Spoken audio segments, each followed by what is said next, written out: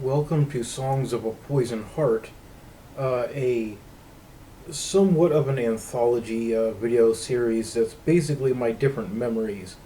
Yes, I'm telling you my life story. One associated memory set per video, just so we could stay on target. Anyway, paperwork first is I do not monetize and I'm not going to. Anything I do, I never have.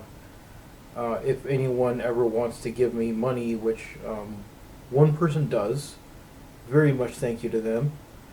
Anyway, then it can be volunteered on my Patreon. But yeah, I'm not going to hold myself back if I don't feel interested in doing so, which of course would demonetize me immediately. So I'm not going to do that. It's more about me being able to relieve myself emotionally by presenting my memories and information as accurately and unbiased as I can. Okay, so anyway, today's episode is the worst job I have ever had. Ever. There's a job that permanently disabled me, but I don't think that one was as bad as this other one. So let's get into that. Oh, actually, another paperwork thing.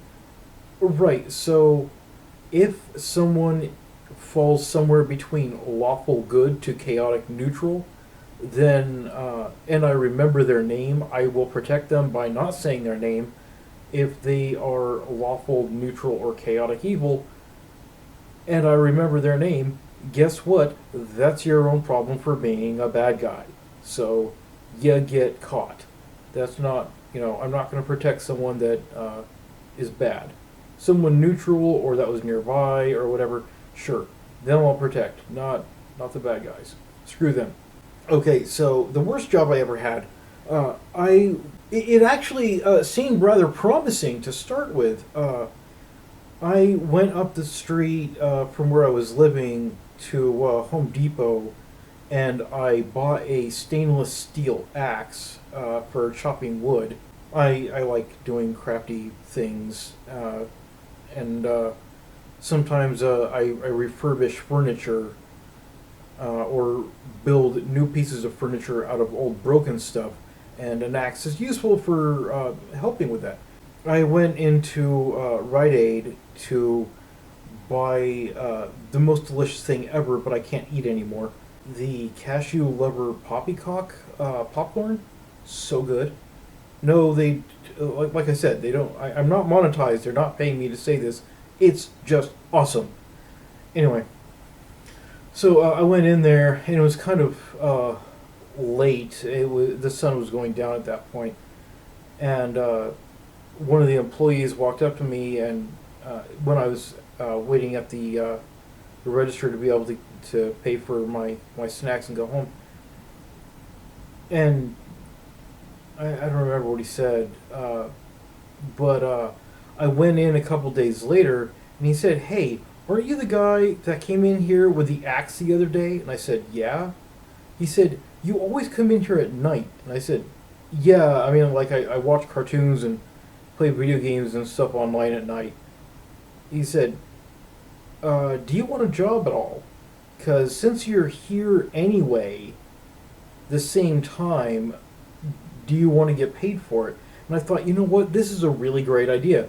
Yeah, sure, fine. So it's a good thing that I'm a crazy person that went into a store with an axe, because it got me a job. That's actually a thing that happened. Like, I'm not lying in any of these videos. Maybe some other ones when I'm doing creative writing, but not these. Okay, so anyway. So I accepted that job. No, I didn't bring the axe with me.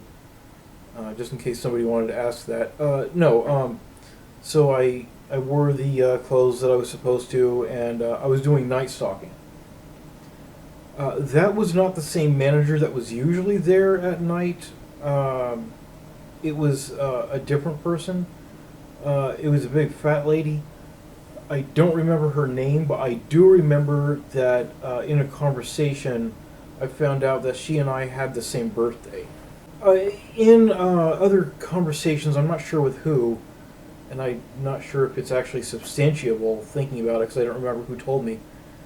Uh, Her previous job was working for the Department of Weights and Measures. Now, this was when Rite Aid was still 24 hours.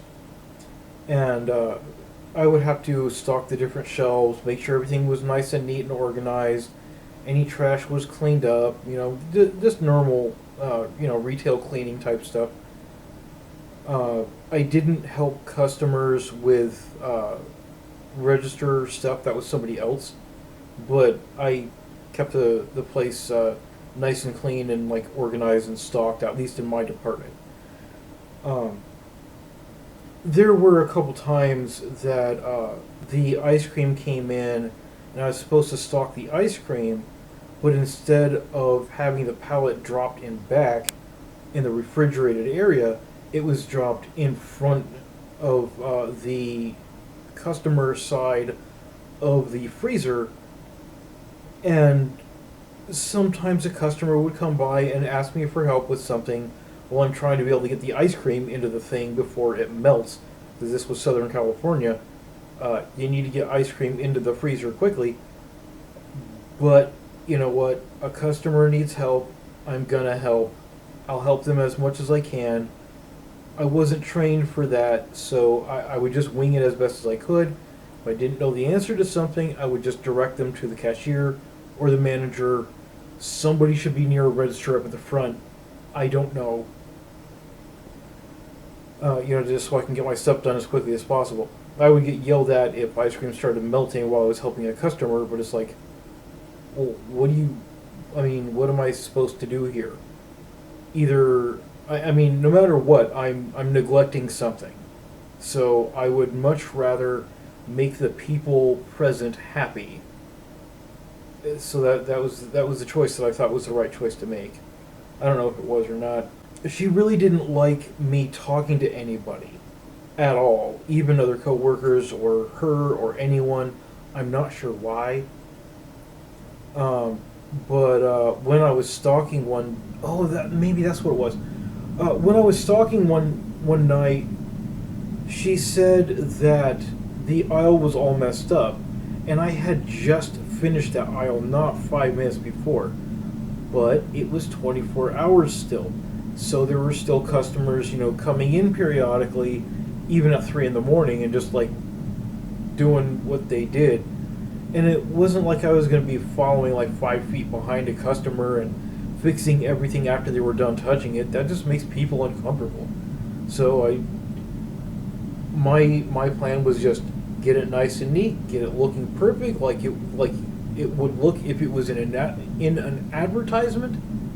Move on to the next aisle, and if it gets messed up after I finish it, that's not my problem. If I have enough time before the end of my shift, I'll go fix it again. But I really want to just get the first run through done, at least. Anyway, she did not like that explanation when I tried giving it to her. That's probably why she decided to be more of a giant bitch afterwards. And I didn't mean that as a double entendre, but now that I said it, I do intend it retroactively, because that's a thing that happened. Anyway, so when I was stalking one night, I noticed, you know what? There's a bunch of like opened up packages that were not here like a few minutes before. Someone that's still in the store is definitely a thief that came onto my aisle, ripped open some boxes that were from another aisle, and they've got stolen merchandise in their pocket right now. So I went to the security guard and I told him. That did not make this woman happy at all. She went into the office immediately and came back out after a couple minutes with a piece of paper with some sort of header on it that had to do with Rite Aid, saying that it was a new store rule that you're not allowed to talk to the security guard. And I thought,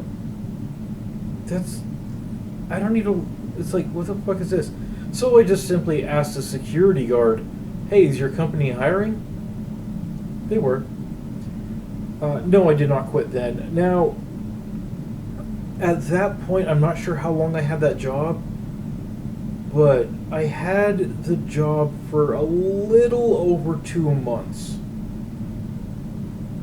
Uh, the first paycheck came after the first week. Now, if you if you have worked at a job that pays every 2 weeks, you're not going to be in the first paycheck series.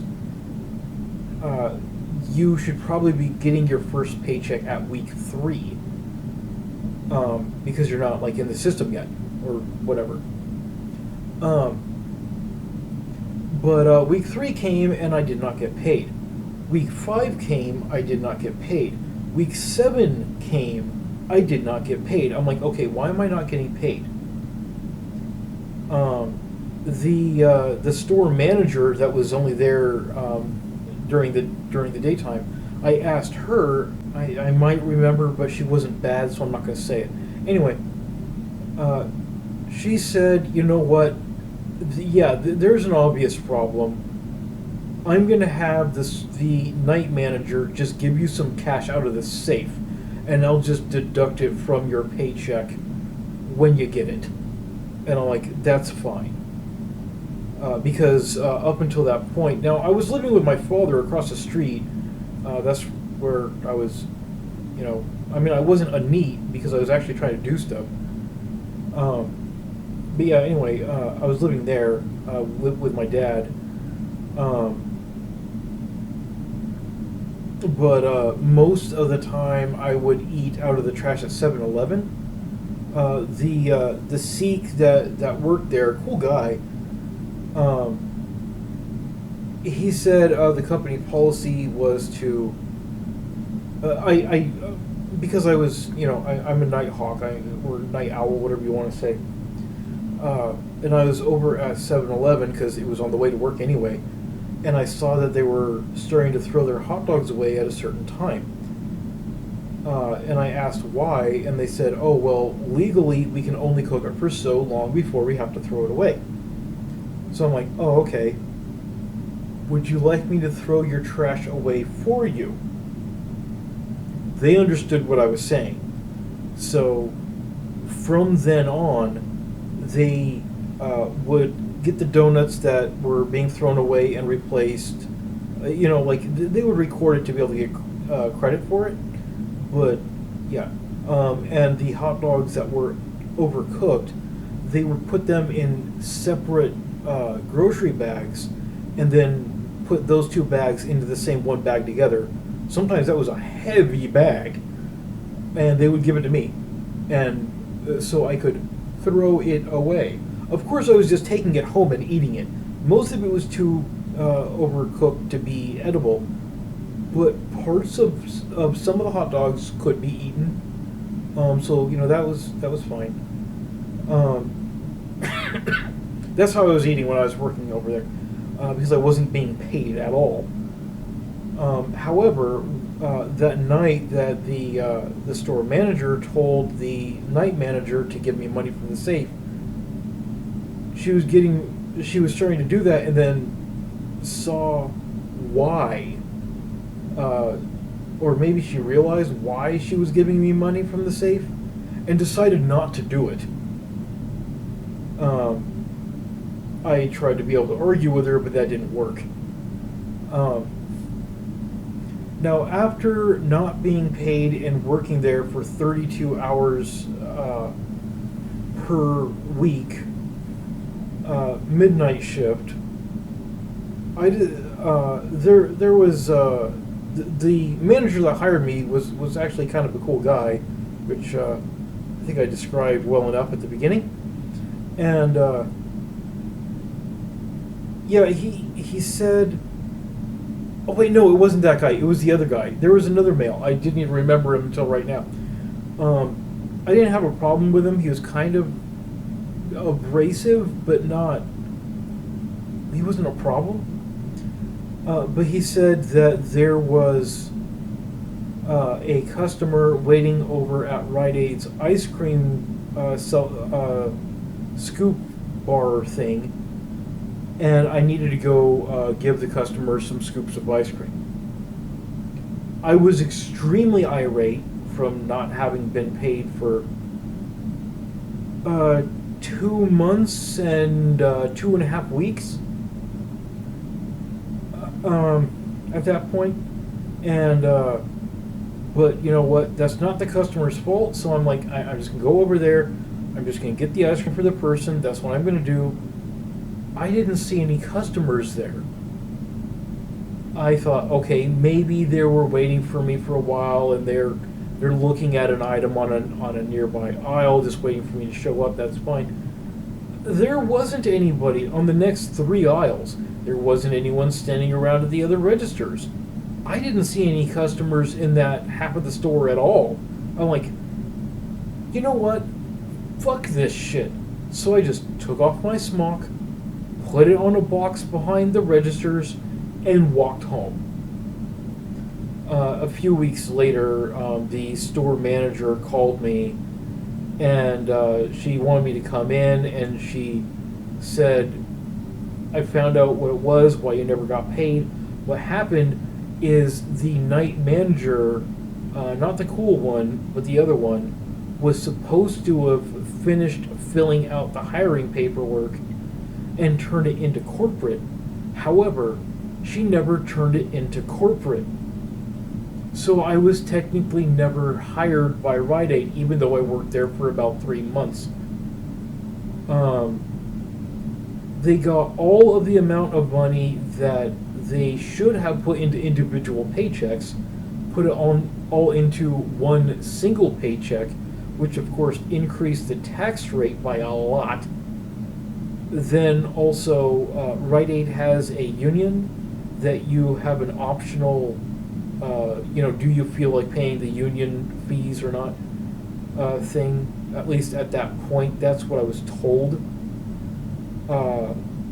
However, you can only make that choice up to so many months.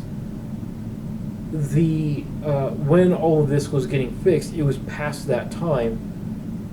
But they added the fees of all of the months, so it was now 4 months of union dues that were all added together and subtracted from my funds that I was given. And the other day, seriously, it was just the other day, maybe 3 days ago, I realized, you know what? The amount of money that that one manager was supposed to have given me, that she never did, I wouldn't be surprised if she said she did, and that money was taken out from my lump as well. But I mean, I had given up on all of that stuff in that place to begin with anyway. So yeah, for shy of 3 months of 32 hours per week, and I think I was getting close to $10 an hour, maybe around $8.75 at the time, maybe $9.25. I'm not sure. I mean, who cares? Because I never got it anyway, right? But yeah, I got somewhere around $500 total, is what I got from that. A few years later, my father I got a letter in the mail from Rite Aid or some lawyer that was doing a class action lawsuit against Rite Aid, because apparently that kind of thing had actually happened a bunch. And the letter said, if you want to be part of the class action lawsuit, you need to do nothing. If you want to opt out and be able to try and do something yourself, then you need to communicate with us. Now, I did not live with my father. I hadn't for a year. I was homeless. I lived in my van. And he never told me about it.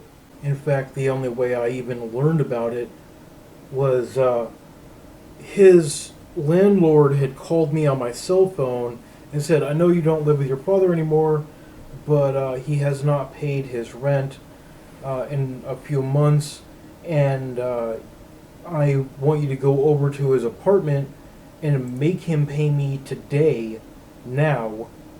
Otherwise, I have to throw him out. I drove over to his city, and I went into his apartment. He left it unlocked. I went in there and I saw him like usual, just laying on his bed watching some sports something. Uh, I'm a nerd. I don't know sports anyway. But I told him what his landlord said, and he's like, "Oh yeah, well my rent checks are over there next to the door. Go put them in for me." I'm like, "No." Uh, and so I argued with him and I got him off his ass and made him go do it. And while I was there, I checked the mail. But yeah, apparently there was lots of mail that came for me.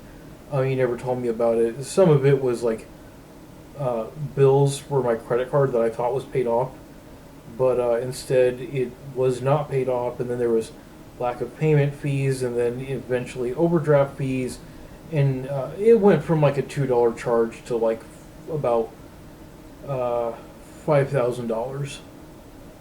So that was nice to learn too. When I did finally open that letter, I realized it was very old, and I continued going through other old mail that he had stacked around next to his door. That he checked his mail to be able to get the mail into the house and then never looked at it. There was another letter, and that was the successful class action lawsuit. So you think I got something good there? No. This is Songs of a Poison Heart, and there's no positive payoff for anything. Um, the class action lawsuit got me two coupons for the Rite Aid pharmacy for specific medications that I did not use or take that had expiration dates.